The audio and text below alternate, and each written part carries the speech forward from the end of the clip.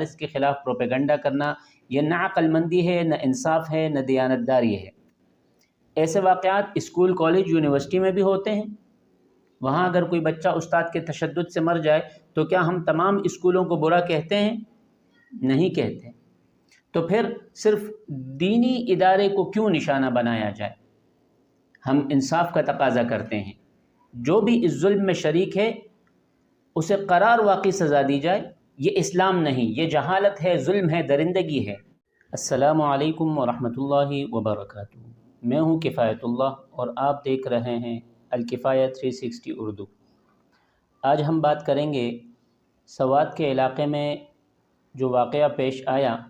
ایک مدرسے کے اندر ایک قاری صاحب نے ایک بچے پر تشدد کیا۔ اس تشدد کے نتیجے میں وہ بچہ انتقال کر گیا۔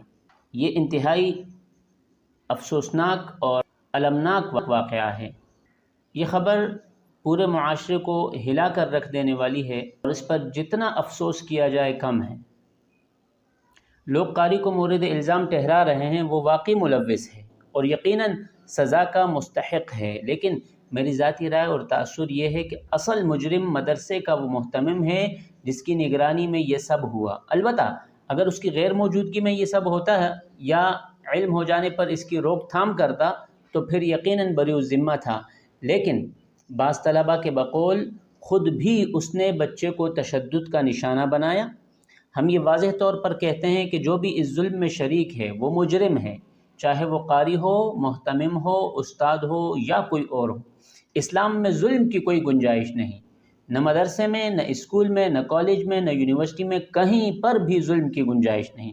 لیکن اس موقع پر ہم ایک اور بات بھی واضح کرتے ہیں، مدارس اسلام کے قلعے ہیں، یہاں قرآن و حدیث کی تعلیم دی جاتی ہے، یہاں دین کے خادم پیدا ہوتے ہیں، یہاں لاکھوں بچے حفظ و علم حاصل کرتے ہیں۔ لہٰذا کسی ایک ظالم درندہ صفت شخص کی وجہ سے پورے مدرسے یا دینی نظام پر تنقید کرنا، زبان درازی کرنا، بدتمیزی کرنا، مدارس کے خلاف پروپیگنڈا کرنا یہ نہ عقل مندی ہے، نہ انصاف ہے، نہ دیانتداری ہے۔ ایسے واقعات اسکول، کالج، یونیورسٹی میں بھی ہوتے ہیں۔ وہاں اگر کوئی بچہ استاد کے تشدد سے مر جائے تو کیا ہم تمام اسکولوں کو برا کہتے ہیں؟ نہیں کہتے۔ تو پھر صرف دینی ادارے کو کیوں نشانہ بنایا جائے؟ ہم انصاف کا تقاضا کرتے ہیں، جو بھی اس ظلم میں شریک ہے اسے قرار واقعی سزا دی جائے، مدارس کے نظم و نسق کو مزید بہتر بنایا جائے، اساتذہ کے لیے تربیتی پروگرام ہوں، نگرانی کا نظام سخت ہو، اور سب سے اہم بات یہ کہ اساتذہ محبت، شفقت اور نرمی کو اپنا شعار بنائیں۔ یہی رسول اللہ صلی اللہ علیہ وسلم کا اسوہ ہے۔ رسول اللہ صلی اللہ علیہ وسلم کی سیرت میں ہمیں یہ عظیم واقعہ ملتا ہے۔ فرمایا عن انس رضی اللہ عنہ قال خدمت النبی صلی اللہ علیہ وسلم 10 سنین فما قال لي اف قط ولا قال لي لشيء لما فعلت كذا الا فعلت كذا۔ حضرت انس رضی اللہ عنہ فرماتے ہیں، میں نے رسول اللہ صلی اللہ علیہ وسلم کی 10 سال خدمت کی، آپ علیہ الصلوۃ والسلام نے کبھی اف تک نہ کہا اور کبھی یہ نہ فرمایا تم نے یہ کیوں کیا یا یہ کیوں نہیں کیا۔ آپ علیہ الصلوۃ والسلام کا اسلوب نرمی، محبت، تربیت اور اخلاق پر مبنی تھا، اس لیے فرمایا ان الرفق لا يكون في شيء الا زانه ولا ينزع من شيء الا شانه۔ نرمی جس چیز میں ہو اسے زینت دیتی ہے اور جس چیز سے نکال دی جائے وہ چیز بدنما ہو جاتی ہے۔ اور ایک اور حدیث میں فرمایا ارحموا من فی الارض یرحمکم من فی السماء، زمین والوں پر رحم کرو، آسمان والا تم پر رحم کرے گا۔ میرے عزیزو، تشدد، سختی، گالم گلوچ، مار پیٹ یہ قرآن کی تعلیمات نہیں، یہ اسلام نہیں، یہ جہالت ہے، ظلم ہے، درندگی ہے۔